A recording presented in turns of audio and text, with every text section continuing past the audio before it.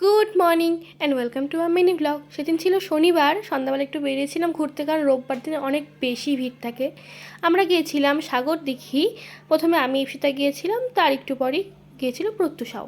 তারপর অনেকক্ষণ বসে গল্প করলাম। দেখো এখানে ওদের গল্প করার কি জোশ।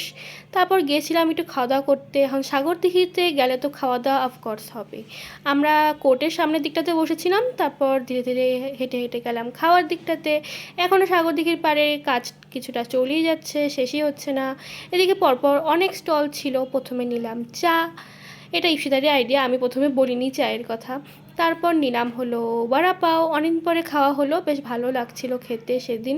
তারপর একটু ছবি টবি তোলা হলো, যেটা তো করাই হবে, কারণ ইপসিতা ভালো ফটোগ্রাফার, আমিও ভালো ছবি তুলি।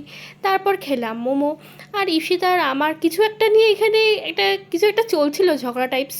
তারপর ওখান থেকে মোমো টোমো খেয়ে বেজে গেল 8:30, চলে আসলাম বাড়ি।